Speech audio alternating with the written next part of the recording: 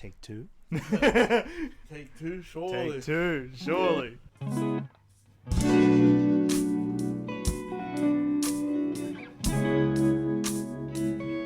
Surely not another podcast. That's crazy. It's not like we just recorded a whole. Well, we didn't record a whole one. Nope. We had problems. Nope. Now I'm just gonna constantly be looking at the screen to make sure that pause button doesn't go away. Yeah. But surely not another podcast. Surely not, mate. We're here with episode 7, 2.0. 2.0. So we're gonna chat about all of that again. Yeah. First of all, it was a great episode too. It would have been. We're back. We're back for it. Yeah. So this is episode 7. I think I said that. I didn't say that last time, so I'm making sure. So you know what? We're gonna go straight to streaming first. We're gonna get your story with streaming. Yeah. Okay. Cool. So, I've been doing content creation for I think I counted 7 years, something like that. Yeah. Which is That's veteran. Those are veteran. That's veteran. Like when you really Those are think about it, veteran it's veteran years, right? And yeah, I started on YouTube, did a ton of, I want to say cringy videos at this point. To be fair, if they're not cringe, you're lying to yourself because everybody starts off cringe. I don't give a fuck what you say. 100%. Unless you had money, obviously. Oh, it's a yeah. bit different.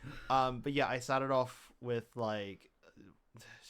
hand-me-down camcorder, Pokemon card unboxings, all the good stuff, and got a lot of flack for it, I will admit, because bear in mind this is back in the day when content creation was not the mainstream, not the cool thing to do. And people be bullies. You're a bunch of bullies. You're a bunch of bullies. Yeah, and then it slowly sort of got to a point where I was like, you know what? I cannot be bothered editing, so I want to look into a different outlet for this sort of stuff. Looked into stuff like Twitch and into YouTube gaming, I think, which was just coming up at that point. Yeah. And I was like, you know what? Fuck it. I'm just going to try this out and just see how it goes. And then I pretty much haven't stopped since then. What did you start playing? What was the games you were jamming when you first? My big game that I started out playing, I think it was Assassin's Creed Unity. Bro, Assassin's Creed was so good. Yeah. Which one was the one where they had multiplayer? That depends. The first multiplayer, the one where the first true multiplayer was Unity. It was Unity? Yeah. 4 players playing different variants of Arno, running around in the same in French Revolution France. Yeah, I lied. What's the other one where you could verse with PvP? Black Flag. Was it Black Flag? Black Flag. Yeah. Assassin's Creed 4 Black Flag. Yeah. It was a vibe. Love it's Black Flag to this day is still one of my favorite games. Yeah. Yeah. Genuinely. I was just going to be which one was your favorite Assassin's Creed? It's Black Flag. Yeah. 100%. The storyline was, of course, not the best, but just the aspects of the naval combat, the historical references to all the different pirates from back in the age of piracy is, it just hits perfectly for me, which I absolutely love. Yeah. That's dope. I stopped playing. Might have been after that. I think I think Black Flags. I don't even think I finished it actually. Yeah. But that was when I was getting off consoles. Oh yeah. Just I got bored of it. I was a Halo kid. Oh and yeah. I was a Call of Duty kid. Yeah. I'm still very much a Call of Duty kid right now. Right. Yeah. Bro, I've been jamming Warzone for 3 months now, and for the first time in so bloody long. And all I play now is DMZ. How are you feeling with Modern Warfare 3 now out? Not a fan. Yeah, not a fan. I have a lot of friends who are like, you're the one with the really nice computer, right? You can surely buy the Call of Duty Modern Warfare 3, and it's Give me a couple months to have a look at the reviews, and my answer is definitely going to be no. No. Right, everyone. So like, I had a squad that I played with. All of them went to Modern Warfare 3. Oh my god. I didn't, because I know how Activision are. Yeah. They are untrustworthy. 100%. I ain't giving them $120 for a DLC pack. With That's only exactly with what only it was. 7 hours of like campaign content or something like that. Yeah. Yeah. Anyway, so my mates got it. So many complaints. So many complaints. I mean, hey, I've got Modern Warfare 2, so like if you want to head up and jam, I'm down to jam. Bruh, keen. Yeah. Yes. I see you on too, and I'm like, should I invite him? And I'm like, what if he's like streaming? And I'm like, I don't stream Call of Duty. and then I was like, well, what if he just wants his downtime? Yeah. And I was like, I'll just hit him up one day and be like, yo, Yeah. if you ever want to play, I'm down. But like at the moment, I only really play DMZ. Have you played DMZ? I play a lot of DMZ. It's Yeah. a vibe. It's It honestly is a vibe. fun. Yeah. Like I mean, back in like maybe what 2019, something like that, when Escape from Tarkov got popular. Yeah. I had so many friends who jumped on that, but I was like, no, I don't want to pay like $75 for like that level of early access game. Did it also ever get cheap? I feel Nah. like it never got cheap. Nah, because it's I feel all like based it's the on same as fucking Grand Theft Auto. yeah. That shit just stayed up there forever. Yeah. So I was like, nah, I'm not getting into this. This is not my vibe.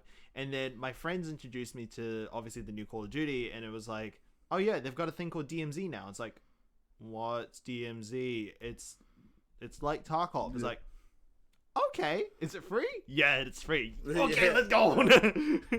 Yeah. So I hopped on that like super quickly, but nah, I just can't, like, it doesn't trump the like the OG Black Ops like zombies Bro. vibe. Like I genuinely want to rebuy the old Black Ops games just so I can play zombies. Yeah. It- Well, there was the original Black Ops Zombies yeah. is easily my favorite. 100%. What was it called? Del Toro or something? The theater. Fuck, I don't know.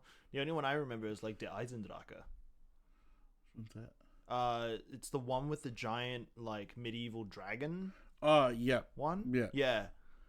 The reason I like the theater one so much, which was the very first map they ever dropped, Yeah. is you could do a loop Yeah. and like be safe. Like they'll run with you and you'll be able to stop. Oh, Use a yeah. pack a punch them Yeah. one line and then you can do the The loop satisfaction of just training zombies for like an entire round, and then you just like swap to like just hit them like in a nice clean headshot line. Yeah. And it's like, oh, Yeah, that's such a vibe. I remember doing that a lot playing Shadows of Evil on Black Ops 3. Like Yeah. there's just one specific loop that I would always take every single high round, and I would just mow zombies down with like just headshots, and it was like beautiful, love it. Yeah, it was a good time, always a good time. Actually, this is something I didn't ask before. Were you a PlayStation or Xbox kid? I was an Xbox kid. Let's go. I mean, at least out of those two, but Yeah. I am like if it was out of the three, I'm very much a Nintendo kid. Are you? Very much a Nintendo I kid. feel like Nintendo kids, majority of them went to Xbox. Yeah, that would make a lot of sense. I feel like yeah. The first Xbox game I had was Oddworld. Did you ever play Oddworld? Oddworld, yo, love that. We got Oddworld and Blade 2.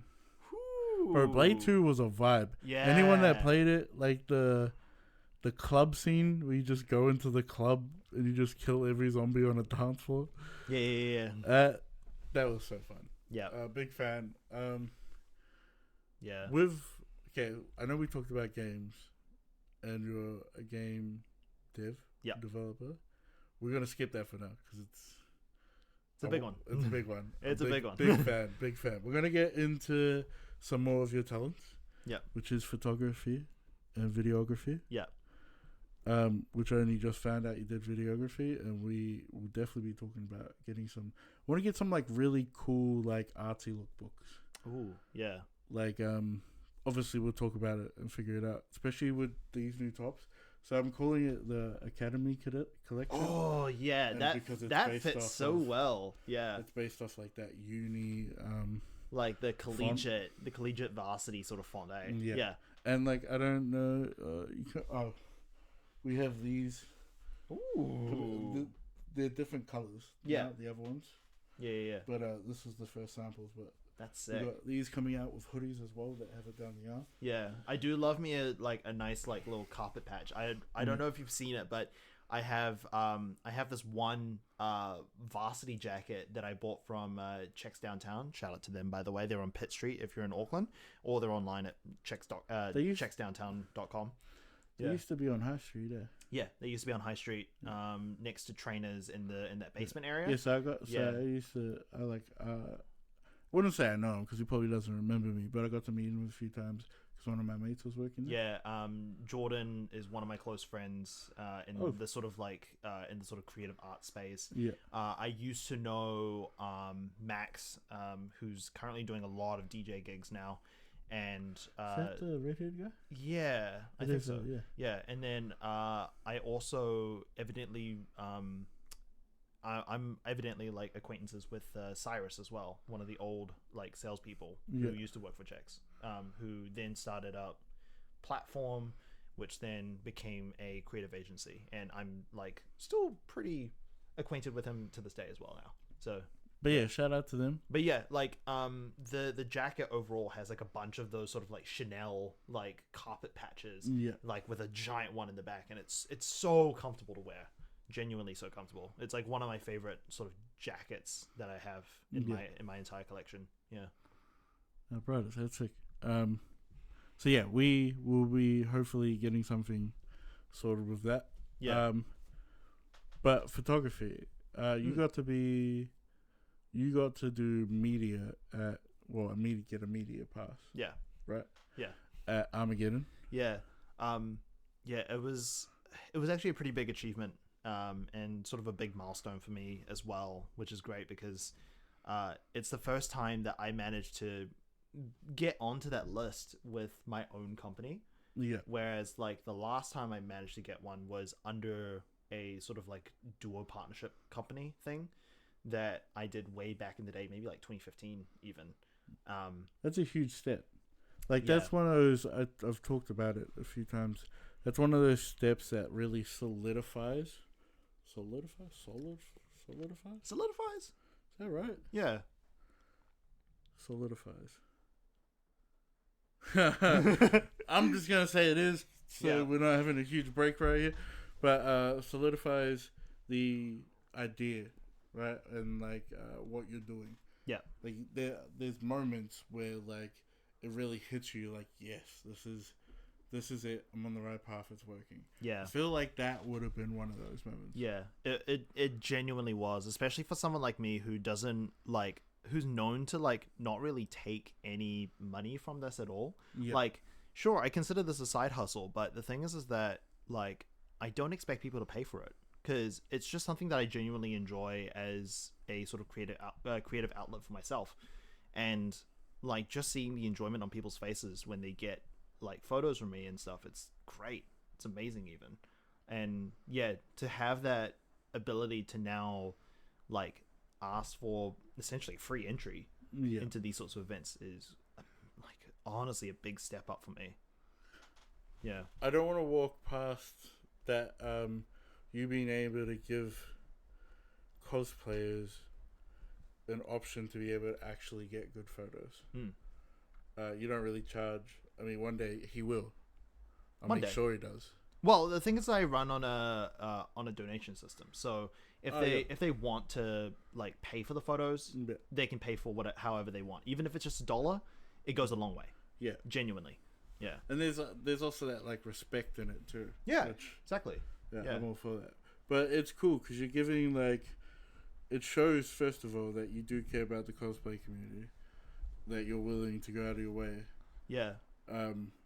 Which is really cool because, like we said on the last episode we did, that cosplayers put so much money and time into their costume they barely ever have the time or like chances to actually get photos outside of events, right? 100%. Like, yeah. And like even those ones are usually just real quick ones that like the guy feels obligated to. Yeah. Yeah. So yeah, I think that's really cool that you do something like that. Like the thing is that I'm sort of in a prime position for who I am as a person, because a lot of people, they have this sort of stigma to like not approach a photographer because they look old and sweaty. Yeah. I'm not gonna lie, but for someone who's at my age, I'm 23 by the way, to interact with people who are relatively my age or younger who don't feel comfortable walking up to those people to ask for photos or to like, you know, respond saying yes to people who come up to them and ask for photos, it's great because you start to build this like sort of contact basis with these cosplayers as they grow up, so they know that you are a reliable source of photos that is like, you know, someone who gets you essentially. Yeah. As not just a cosplayer behind a mask, but also as a person, because they understand what you're going through at that current time. Yeah, 100%. There's already that connection there, right? Like Exactly. Like just like as a Māori, I'm so much more willing to go up to a Māori and talk to them. Yeah. Or like I'll be an Aussie and like I'll see a Māori and be like, hey, good about it. And like, Yeah. once you find a connection, it automatically gives you an in. Yeah. And like you said, like the older dudes, not a lot of them have that without like, and it's sad, but like it's also true that girls are going to be more worried about an older dude and what they're going to do with the photos compared to like don't get me wrong, like I'm friends with those older dudes as well, and they take some incredible photos, but the thing is that if people are not comfortable enough being like having photos taken by them without feeling like they're going to be doing something indecent about it, then someone's got to step up to the plate for it, you know? Someone who gets them, somebody who understands. It's like, also something you can struggle. see in the photos too. Exactly. Yeah. Like that's like, so I do photos but only for iconic cows. Yeah. Like it's like For the brand. it was like I knew I had to pick it up. It wasn't something I could afford to outsource. And I learned real quick that if I just take photos and I talk and like we just have a conversation and we talk and like I tell her kind of him kind of where to go. Like the first 10 photos to 20 photos are usually going to be shit. Yeah. Once they start relaxing and they start settling into it, then you get the good stuff. Yeah, you start getting them, right? Yeah. You started getting them in their confidence. Yeah. And yeah, like that's kind of the same thing with me. It's like I've built up a lot of friends through cosplay and cosplay photography that they've like they've gone from stranger to client to now friends. Yeah. And it's crazy to think that now I have these people who trust me for who I am. Like I don't know if you saw the person that I was roaming around with a little bit, but one of the days she was wearing a giant pink ball gown, a giant pink Barbie ball gown. I don't wait. Was this the chick that was at Sandbox as well? Yes, same person. So I didn't see her then, but at Sandbox she still had the giant tutu, the Gwen tutu. Yeah. Which was cool, by the way. That looked really cool. Yeah, I met her through doing these sorts of photos and stuff, and then like we just kept running into each other like over different cons, and we recognized each other, and now we're friends. And not to mention that we're also like, she's also introduced me to a bunch of other people who I'm now friends with, and these are like some of the top cosplayers in all of New Zealand as well. That's sick. Hell, some of them are even internationally recognized. Yeah. So it's crazy. Yeah. That's something we should touch on too, is the relationships you've got to build out of doing what you love. Yeah. Like our mutual, Little Red. Yeah. Shout out to her. Talk about her all the time. She's great. Yeah. We talked about her heaps on the last one we recorded. Yeah. I felt like it would be wrong not to actually bring her up in this one. Yeah. Because she's amazing. If you aren't already, you'll need to go follow her. Also, go watch the episode with her. Yeah, go watch the Go watch that episode. I really enjoyed having her on. Yeah. Actually, I don't think there's anyone that I haven't enjoyed having on. Yeah. To be honest, like, this has been so cool. Like, this is a big part of the community thing and meeting people, right? Yeah. I get to do shit like this and then get, like, to deep dive in with someone, which is, like, not what a lot of people get to do. And, like, not a lot of people get that time. But not only that, we get to do it together, but also show other people this side of us. For sure. Yeah. And I am all for that. Yeah. I don't see a negative in it. I see only positives. And that's exactly how I feel about the Twitch streaming community. Yeah. Because I feel like, especially for me, even though I've been in the game for like a good few years now, like with the friends that I've made over the last like maybe year, 2 years, right? I feel like they probably don't even know me to this depth. Yeah. In a sense. Like, even though we've only just talked about, like, say, the photography aspect of it, but, like, going into that sort of deep dive mindset of, like, how I think of this as a person, not necessarily as a job. Yeah. Yeah. Yeah. Which is, like, with that, actually, I want to talk about that. Yeah. Like, does it ever feel like a job to you? I would say, okay, especially with the most recent Armageddon in Auckland that just passed. Yeah. It did. Yeah. But not in a bad way. I was just going to say, was it in a good way? It was very much in a good way. It felt legitimate? It really felt legitimate. Especially that, like, I mean, for example, I have this hoodie on, but you, like, for you people who are watching it, like, I've got my little branding on the back of it. And, like, even just little touches like this makes it just feel that much, like, more satisfying. Solidifying moments. I said solidifying moments. I think that's the right word. I'm still not sure. Yeah. I don't give a fuck enough to figure it out. Yeah. But, bro, I guess one of my favorite things, and it's probably it's quite insignificant. Yeah. Well, a lot of people would think it is. But to me, it wasn't. When I got an FPOS machine. Yeah. Like a portable FPOS machine. Yeah. Bro, that, like, I was so excited. I felt like a kid at Christmas. Once I was, like, unboxing it, I was even reading the manual and everything, bro. You just get giddy about it. Yeah, I got so giddy about it, and I sat back in that moment and was like, holy shit. Yeah. Like, you cannot, like, there's no questioning it is legitimate. Yeah. Like, I'm out here with an FPOS. I'm out here paying GST. Bruv, this shit's real. And you get those moments, and they are addictive. They are very...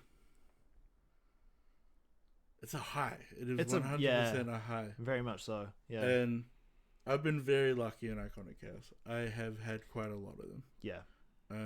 I plan on having a lot more. I have so many goals, so many things I want to do with Iconic. Iconicon. For me, Iconicon. Might as actually, since we're talking about the goals, I want to get into Iconicon and explain it a bit more, because I don't think I've said it properly. I think I cut it out of the last episode. Yeah. I've already explained this to him, so he won't be surprised. Okay? Yeah. But, what? No! That's crazy! Yo, it's crazy! But, so it is a streetwear and art expo to really bring streetwear and art back together, show both sides are their own thing, but, like, there's that huge connection in what streetwear and art are and have. With that, it is about building a safe space and a community for small brands and artists to be able to build off of each other, to network, but to have a space that is built by like-minded people, by creators who understand that we are on show, but how sensitive creatives can be about their crafts. Yeah. And how they want to be on show. Mm. When you mix that with people who don't understand that and are just about money, it is it could be very daunting for especially small artists that are just getting into it. Yeah. It can be very daunting and it could be off-putting. I've had quite a lot of bad experiences with other shows. Yeah. Some that I haven't though, Overload and Sandbox, both amazing communities surrounding them, both amazing people that run it, and just like the overall atmosphere at both were amazing. I am a huge fan of Overload. I think I've made this very clear. Yeah, I'm very much the same. Huge fan of Overload. And I think what they do is amazing, and I think they're going to be up there with Armageddon one day. I think I think they're very much up there with I think they now. are in the community, I would say they're up there. Yeah. But I would say maybe not in the mainstream. Okay. I think you have more people who aren't necessarily Armageddon's niche that are still going to Armageddon because how big it is and they hear about it. Yeah. I don't think Overload gets that as much. Yeah. I think it will get there though. Yeah. But if we're talking about like the niches that they have, Overload is easily up there. 100%. And they have their niche down to a T, especially. They know. It feels like it's made by creators, if I'm being honest. Yeah. Or people who care, at least. Yeah, or at least people who care and take in consideration what their exhibitors ask for or voice to them. Yeah. It's sort of taking that idea that I'm taking this from Razer, by the way, which is the like the for gamers by gamers sort of idea, whereas like for conventions, even for Iconicon, it's like for creatives by creatives. Yeah, for sure. Or in the sense of it actually used to be a tagline for Iconic, by the way. Yeah. And like even for Streaming NZ, right? It's like for streamers by streamers. Yeah. Right. And I mean, yeah, for those who don't know, I'm like one of the many co-founders of Streaming NZ. So, which is cool, by the way. If you're not following them, you need to jump on because it is a cool initiative. I love the idea. Yeah. And it's just another way to really bring people together. Up. Yeah. Like it's cool. Yeah. It's another reason why I love Kiwi Rivals. I was going to go in the last one. Oh, yeah. And then Imposter Syndrome was like, you don't deserve to. And I was like, fair enough. Yeah. But now, the boys have fully talked. They want to do an art one. Oh, that'd be funny. Yeah. So I'll be down for that. Now that I've seen like them properly run it now, like quite well actually, surprisingly. Yeah. I'm very much tempted to go as a competitor, but I know that I'm now kind of just stuck being the camera guy. Yeah. Which is like, shit.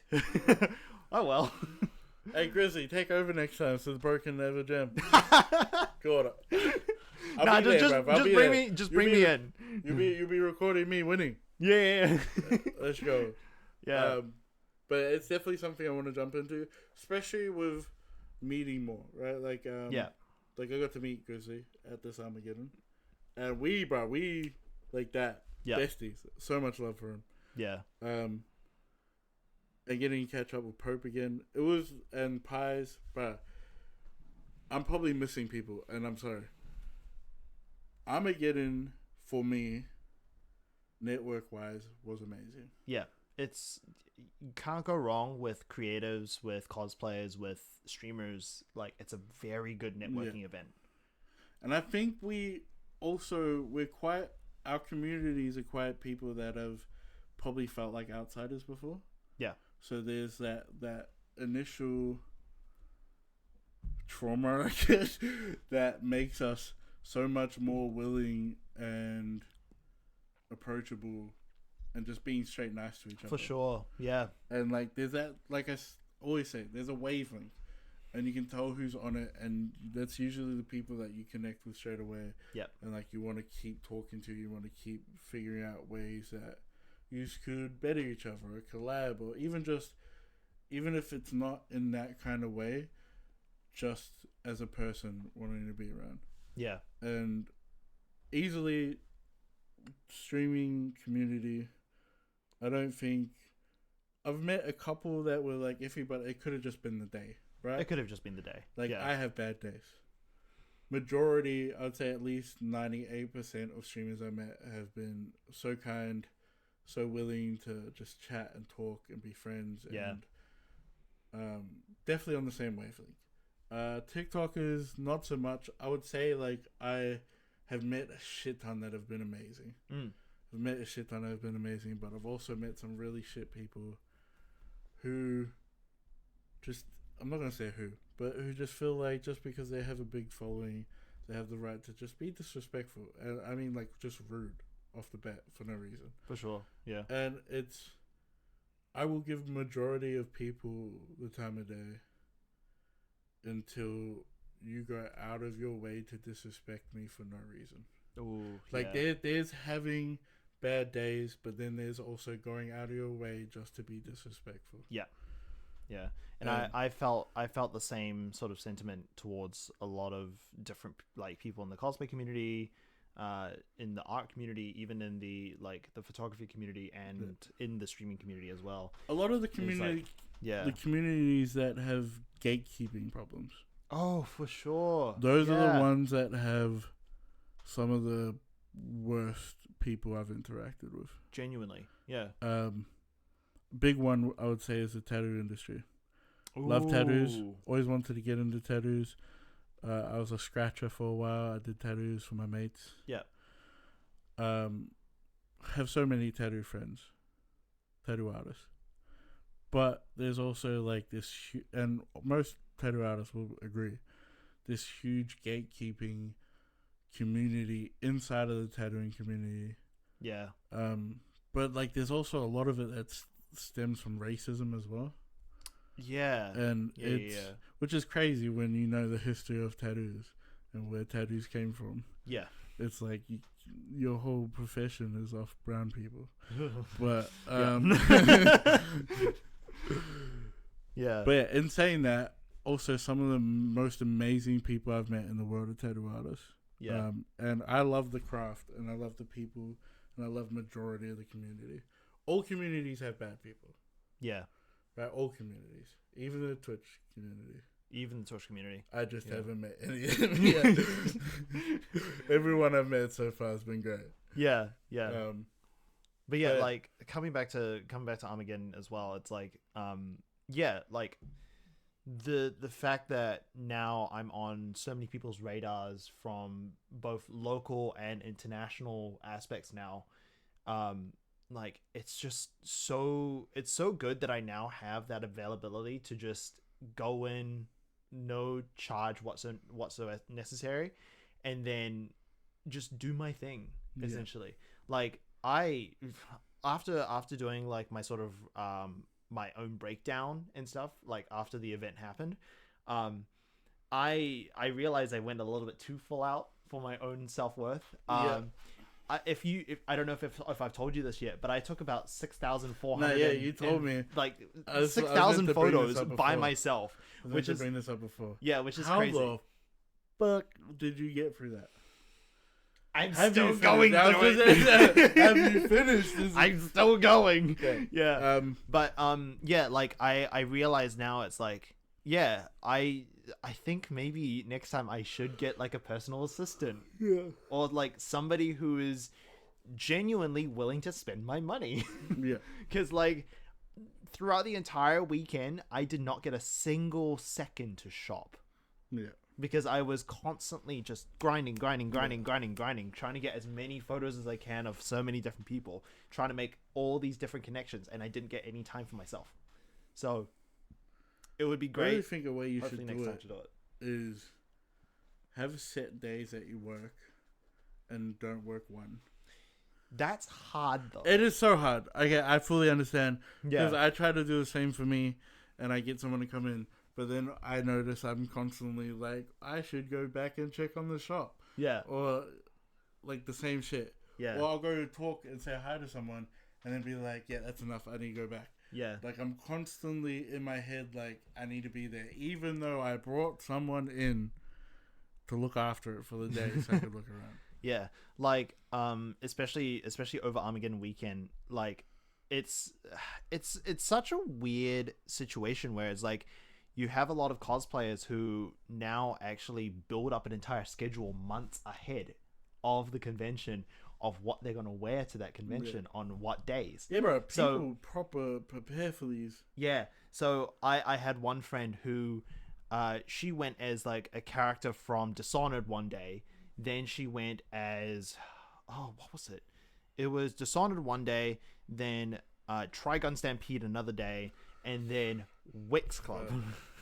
Winx Club. Oh, I think it is. It's like one of those old like early 2000s cartoons of like pixies and fairies and stuff like that.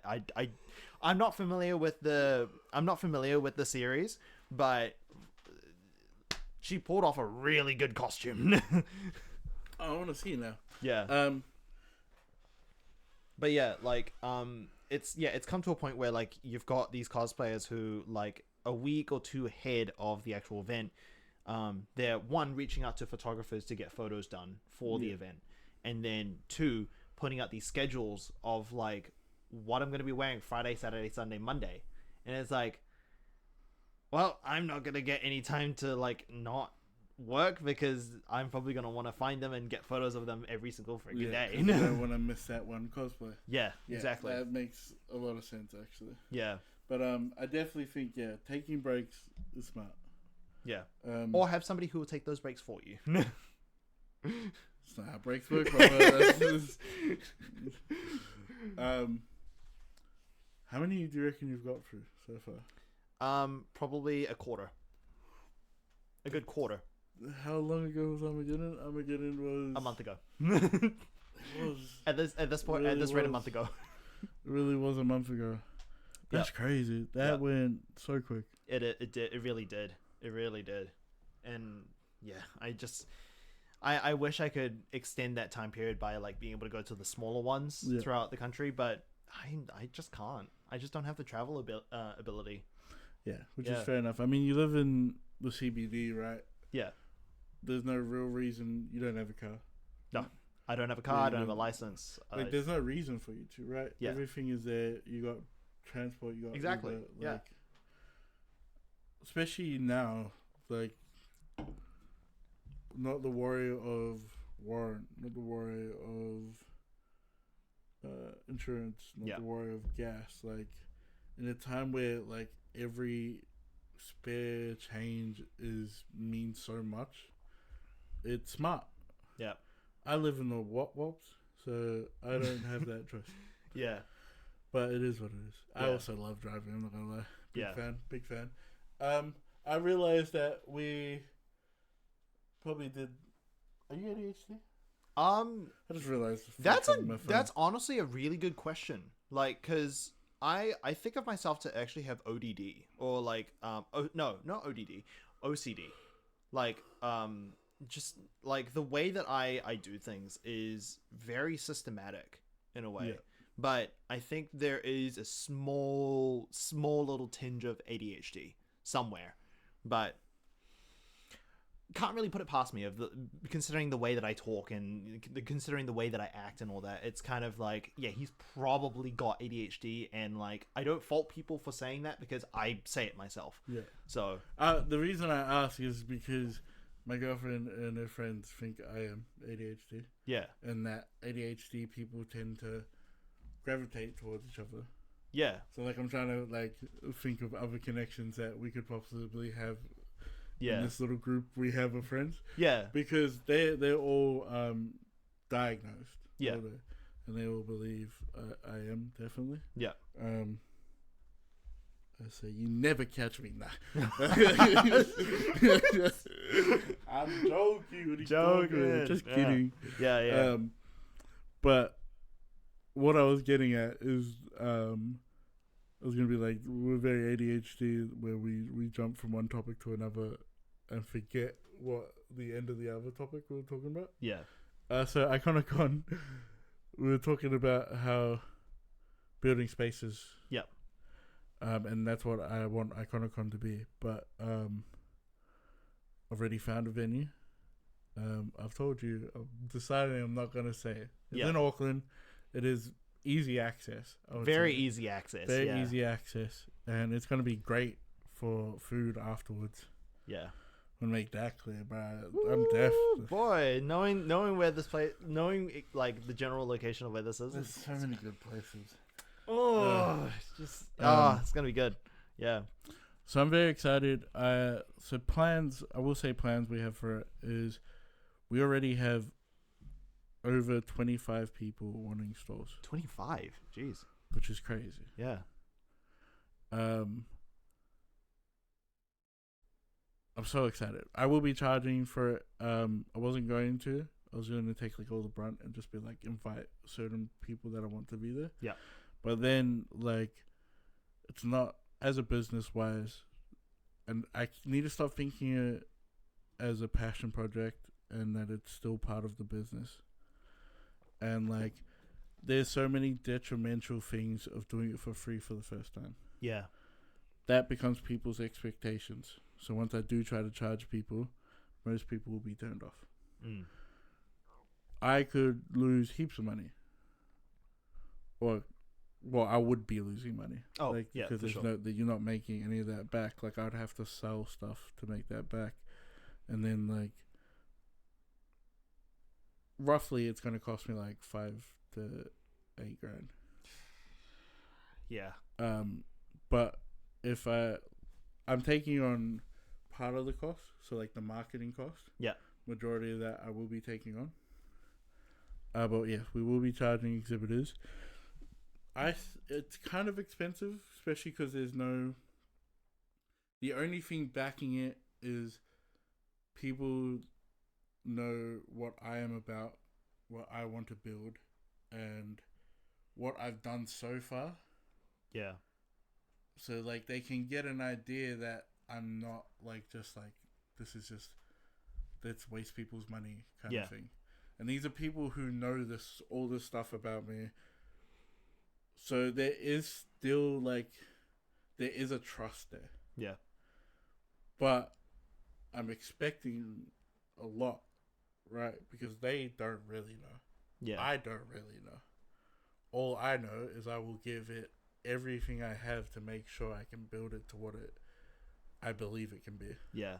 And I mean, from what it sounds like and what you've told me, like it sounds like it's going to be an amazing event already. There's already so much passion dreams into about it. it, brother. Like that's the thing. Like I am very like this is exactly what I want to do. It's something I really want to build. I want to make sure I do it right. That's why like at first I was going to try to do it in May, and I was like, no. Let's push it to November. We have a year to plan, and like we're already like we're full steam ahead already. Yeah. I think I might be going a little too quick. I need to pull back because like I don't want to be giving everyone all the information now and people forgetting. Right, this is too early to start telling people like real information. Yeah. But yeah, just know there's so many really cool things coming. One cool thing I want to do there is I'm going to have a customizing area. So I'm going to have Iconic Chaos jackets. And you can buy the jacket plain. We can buy it and get it customized there. Yeah.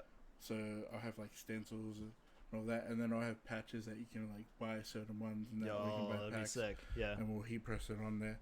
Like something that you can customize on the day and take home with you and be like, this is a one of one. I got to do it at Iconicon. Yeah. And just little stuff like that. And like we want to try to find sponsors so we can give giveaways and all that. Yeah. So yeah, we have so much plans. I'm super excited about it. Yeah. The people that are supporting it now already, like even you showing love already for it, I can't wait. I'm excited. Yeah. I can talk about this so much. There's just so much that you want to reveal, but it's just like you can't. Yeah, right? it's like I gotta hold some of it back, like because if I build all the anticipation right now and give it to you, you're gonna easily forget. Especially with our attention span. Yep. It is so fucked nowadays. Oh, because of social media. Yeah. So like You gotta figure Shout out out to when the Vine best for time- fucking that up, baby. Yeah, Vine. Bro, I remember the first time I heard about Vine, I was like, who the fuck's watching 7-second videos? And it's like, well, now we're all Yeah, watching and 7-second then, videos. bro, Facebook, I wasn't even on Vine, but I was on Facebook with the 7-second Yeah. videos, Oh bro. my god. Yeah. That's hilarious because that's exactly what Instagram now is to TikTok. Yep. Exactly. Oh man. Yeah. You're not getting away from it. You're still watching the same content. It's yeah. It's yeah. Um, But yeah, no, I like going back to it. It's like I feel pretty much the exact same thing in the sense that like there's so many projects that I have down the line that I can't really reveal too much yet. Like we mentioned on the first attempt at recording this that I have a thing called Project Right that I've been working on, and I can't really say too much except for what was it? All I can say is it's going to require a lot of candles, a lot of chalk, and a little bit of magic. yes, that's. Yeah. I have no clue what that means. Yeah. It sounds like pentagrams.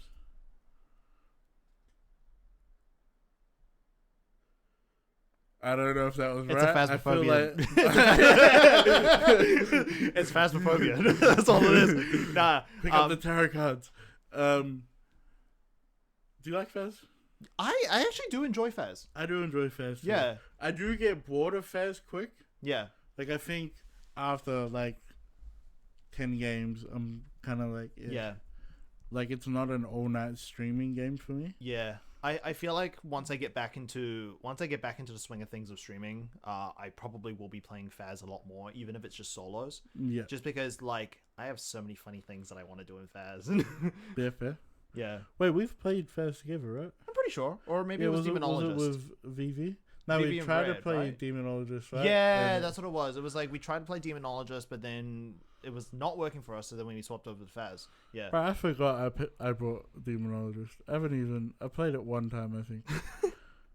God damn it. I have this really iconic clip that I've gotten just off stream, and it's I think the situation was that I already died in Demonologist, and my friend was the last one left. And the funny thing is that when you're a ghost, you can still have your microphone on and they can hear you if you're right next to them. Actually? Yeah. That's cool, so what I did was I put on a voice mod and I gave myself a bit of echo, and I walked up behind her when she was panicking, and she was like, I don't know what to do. And I just went with the thing, and she's like, no, I'm out of here. Just like, so it was I had to apologize after that, but it was so funny at the time. Bro, that's one of my favorite things about playing multiplayer horror games. Yeah, is getting to scare the other gamers. Swayze, shout out to you. Easily one of the best clips I've ever had is scaring the shit out of you that you literally left the room. Love you, brother. But that was fucking hilarious. Oh man. Have you played Labyrinthine? No, I haven't. Labyrinthine?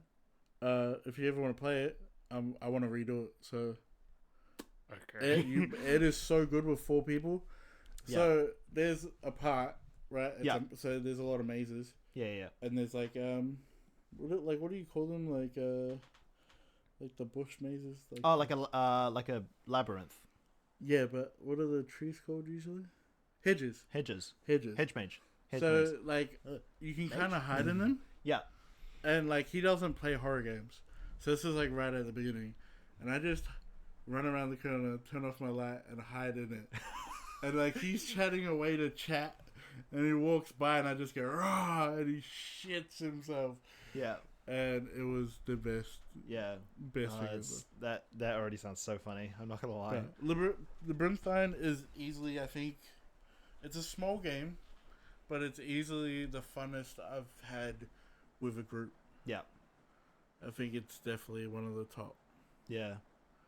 Yeah. I'm usually not one for like horror in any like sense of the word, but I'm willing to give certain things a try. To the best of my ability, if I can, as long as I'm with other people.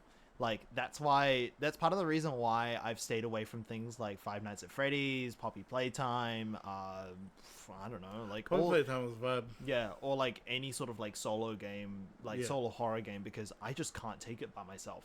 Like, Let's make this very clear. I 100% believe horror games are better as multiplayer games. Oh, 100%. 100%. Like, it is so much more funner. Like, I do enjoy solo ones. Yeah. But nowhere near to the extent I do having someone else there shitting themselves Yeah. while you're also shitting yourself. I think the closest I've gotten is playing Phasmophobia by myself on Nightmare mode. Yeah. That was painful.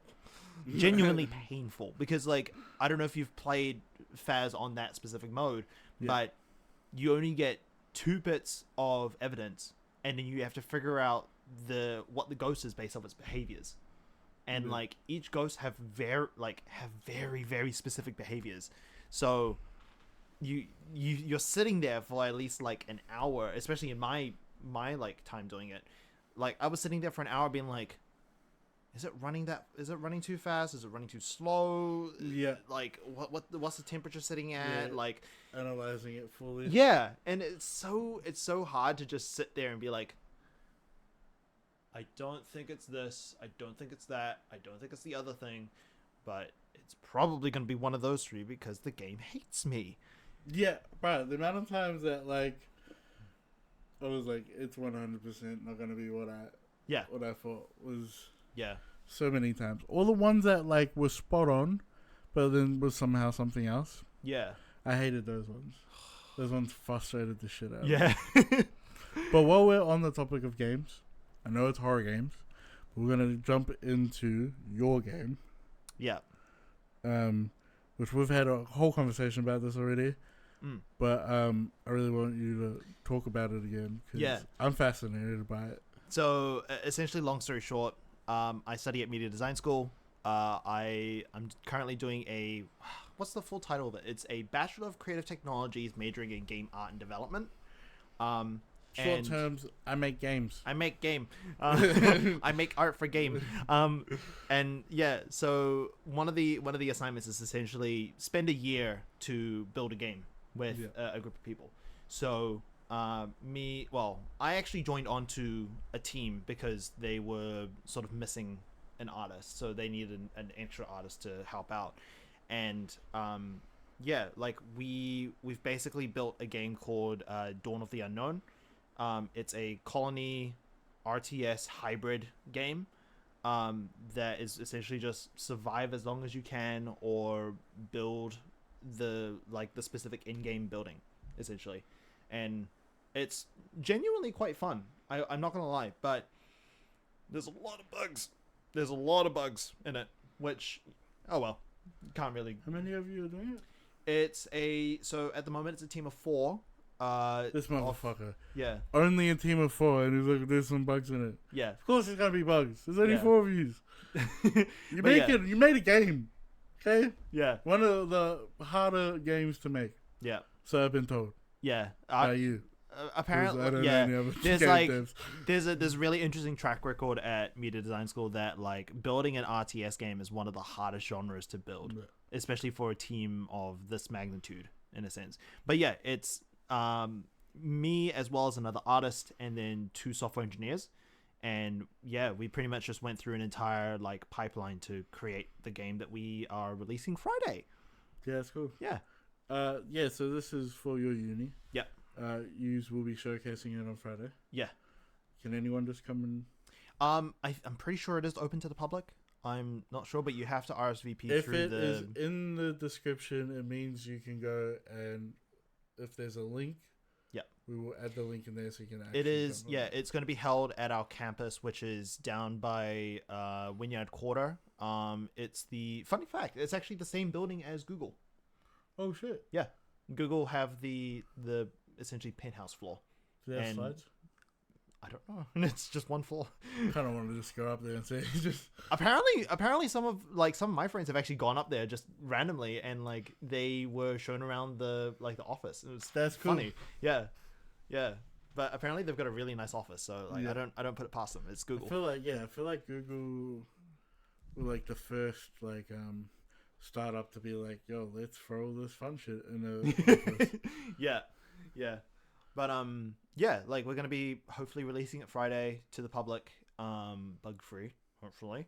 And yeah, we're gonna be showcasing it. Hell, I'm even doing a presentation on Thursday in front of I think some of the head developers at Pickpock down in Wellington. Oh, yo, let's go. Yeah, I'm That's honestly gonna be I'm so nervous for it. So, like, are you gonna try to release it? Yeah. Well, I mean, we're gonna be Like, releasing it proper for release free. it? Yeah. I mean, it's essentially finished, so we're gonna just release it to the public and just let it. Okay, cool. When you do that, tell me so because I want to jam it. Yeah, for sure. Surely do it live. Surely, that'd be sick. yeah. But also I'll like see if I can grab all the links for the other games, because I'm not gonna lie, a lot of the other games are so much better. They are like genuinely That's they are goddamn more lies. fun. No one beats yours. I'm not gonna allow you to say that. Like there's even some periods of like the development process that we went through that we couldn't even beat our own game. Oh shit. Yeah, it's like genuinely quite hard. Yeah. But some of the other games that are being made at the moment are like also really fun. I'm not gonna lie. Yeah. There's like if I can remember off the top of my head, there's a card-based bullet hell shooter that's set in like a space cantina, a tavern cooking simulator, and like I don't know, like some sort of roguelike game. Yeah. Like I'm not gonna lie, the entire like all the games that are coming out for this upcoming like exhibition and stuff just look so cool. Yeah. Genuinely looks so cool. That's sick. Yeah. That's dope. I still can't get over the fact that you can actually do your own games. Yeah. That's really cool. I want to do an Iconic Chaos game. We talked about this in the last one.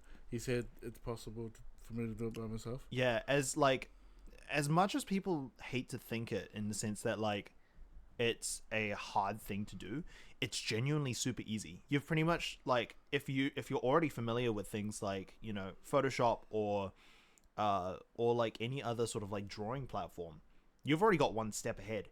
Like it's crazy to think it that way, but you've already got one step ahead of like making a game. It's essentially just get something like Blender, or even just using Photoshop for that matter, and then getting Unreal Engine or Unity Engine, and then just looking up tutorials on like YouTube. It's easy.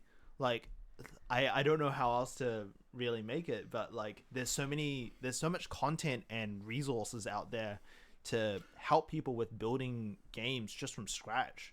Not even just that, like everything. Yeah. Like you want to start a clothing brand, so much information out there. Yeah. You want to start anything, really. You just need to sit down, research, and watch it and understand. Yeah. And put it to practice. Yeah. I feel like a lot of people forget that part. The most important part is you actually have to put it into practice. It's great knowing something, but if you don't put it into practice and actually try, it's a lot of practice and a lot of trial and error for sure. Because like I initially wanted to do concept art for like not necessarily character concept art, but it was more like world design and actually weapon design as well. Oh yeah. I really wanted to do weapon design, but that's kind of where D&D has led me now. Yeah. But I figured out that, hey, my drawing isn't really up to scratch. I'm not one to really put my head down into a pen and paper. So why not try something that's a little bit more technical, like, say, making cool shaders and particle effects to make the game just feel that much better, I guess. Yeah. Is the best way to put it. Like, the way I think I explained it was my position in my team is essentially the Michael Bay of the game. I make explosions. Which off bat sounds mad. I make explosions. I make fire. Mad narcissistic, but yeah. He means he makes great effects. Yeah. With them fires, with them bombs. Yeah. So getting like them bitches. Get the bitches. Yeah. But yeah, like doing something that's a bit more technical that sort of blends the line between being a software engineer and being an artist, and it does the trick. I've got skills to like essentially code, but also code in such a way that it makes a really cool particle effect for a game. Yeah, That's it. yeah. Like hell, I think one of my previous assignments that I did was I actually recreated Doctor Strange's teleportation portal. Yeah, like all the sparks and everything. That's cool. And it worked really well. Like I think I even coded a section of it so that when the portal opened up, you could actually step through it and it would teleport you to a different location on the map. That's cool. Yeah. So what can I say? I'm decent. Hey, I'm decent. I Yeah. have to just get you to help me make a game then. I mean, I wanna do something with my character. I think like just like a really cool simple game. yeah. Like I feel like that might be something cool to do for Iconicon actually. Sort of like a Subway Surfer kind of vibe. I Yeah, think. something simple but like Yeah. people be like, that's that character. That's cool. Yeah. Yeah.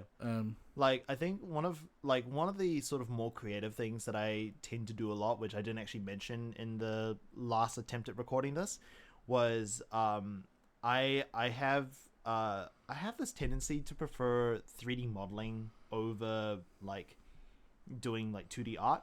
So I've dabbled around with creating little like models that theoretically you could print and have as like those, like bear brick collectibles. Yeah. Like you could, So I made those ones out of clay and then I made a mold. yeah, So those are resin. that's cool. But But yeah, like I have friends who 3D print, so it's like I wonder if I created my own like little character and then like got it 3D printed and like have it just sit there, just do its thing. Yeah, It and is a I've done vibe. that. Yeah, Oh, you have done it? yeah, I've done it before, and it's actually really fun. Yeah. That's sick. Yeah, I did it as like a gift to one of my friends because he had this character. It was like a house that had very sort of like Disney style hands and feet with like the glove hands and the giant like You like that? the giant feet. Yeah. Yeah. Why am I yawning so much? What is this? It's the monster from before. Yeah, 100% actually. Yeah.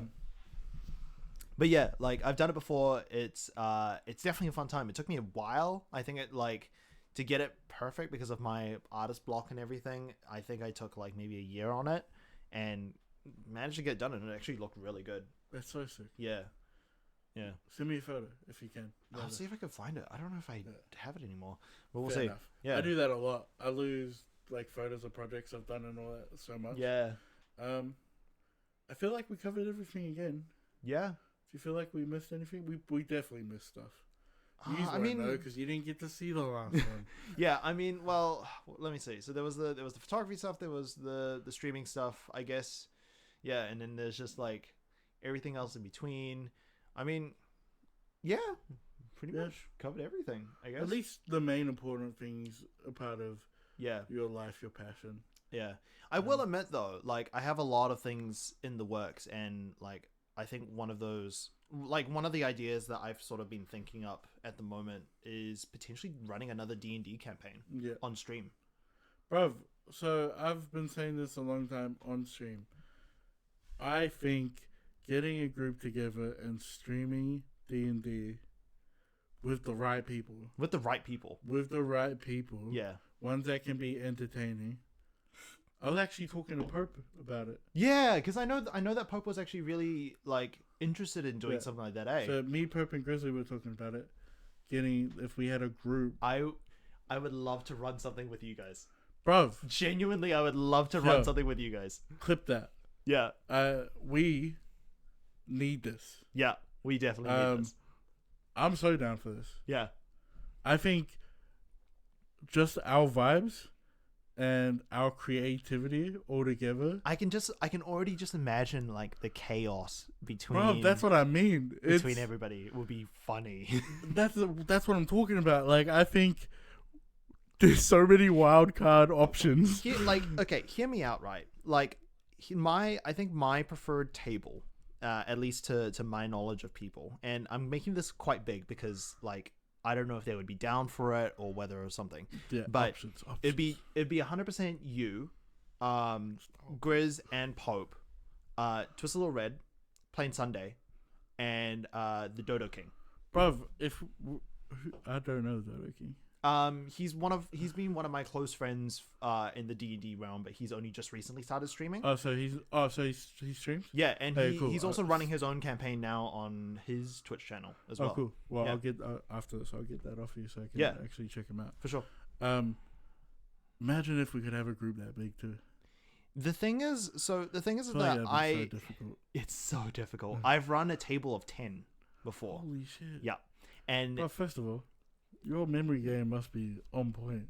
Like, did you always win at the whole memory game turning the card over? You had to. Yeah. Because if you could remember 10 characters, enough. It's not only like 10 characters, but like this was an encounter where I did purely combat as well. Oh, shit. So like not only are you remembering 10 different player characters, you're also dealing with like NPCs or like enemies.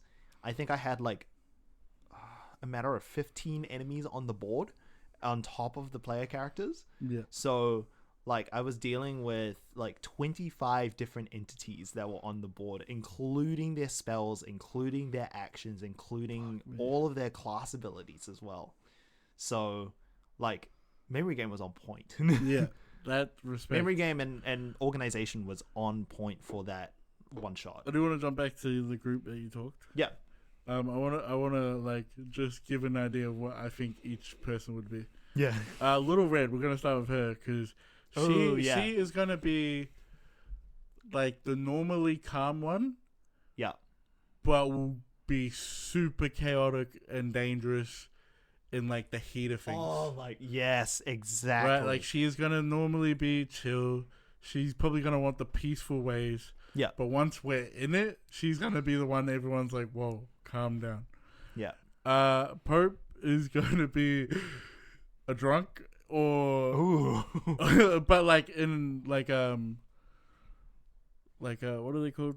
Like the half giants? Ogre vibes? Yeah. Orcs? Orc giant. Like in like it sort of thing. works in his benefit. He's gonna be hearty. Yeah. That might be a vibe I want to go with too. Yeah. Grizzly, I think he'll probably want to sing. I think he might try to be a bard. Bard? Human. Bard. Bob. No, Bob. he's just. We all know for a fact that Grizzly's just gonna make a Drake. human bard that is literally just Drake. Yeah, 100%. He's gonna be Drake. Literally just Drake. He's gonna be his idol. Is what he wants to be. Exactly. Oh, bro, I feel like you could do some horrible things to us. I feel like you would have some treacherous shit that would test not only like our abilities, but us as a group. Yeah. Like I feel like you'd pick us apart, and that'd be fun as shit. Yeah, for sure. I don't know the other brother enough.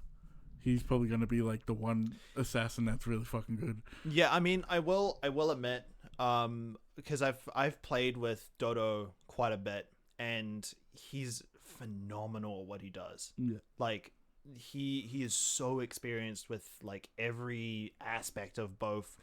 Give him a shout out too. Yeah, twitch.tv/the Dodo King. Like if you want to go check him out, he's honestly like he's so talented.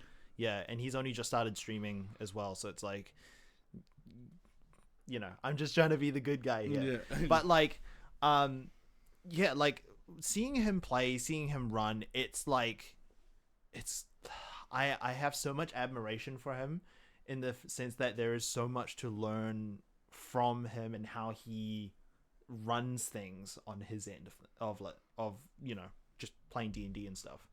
But you know, you can only learn so much from everybody, I guess. Yeah. I will say one thing: if we do, fucking 12-year-old kid, Jesus Christ. If we do D&D, yeah, I would prefer it to be in person. Oh, 100%. Like I've only played the game twice. Once been in person and once been online. Yeah. Like over webcam. Yeah. Easily in person is so much better. Oh, like ridiculously 100%. Better. 100%. And yeah, and I think with our personalities and just how we are together, being in person, we would jump off each other so much better. Yeah, exactly. Yeah, and that's kind of like the best thing about it, because like even for like if you're going into like a pickup game, and you do not know a single person on that table, after a few sessions you're gonna feel like you've been friends for years. Yeah. That's I guess part of the power of playing Dungeons and Dragons or any tabletop game that brings people together, in the sense that like you're just gonna feel like you've been friends forever Yeah. after you've played a couple of like sessions together. And most of it is coming from obviously fantasizing over the fact that you're playing with like imaginary figures that are not real in the slightest of things. Yeah. But a lot of it also can be from, I guess, just the emotion that comes from the table.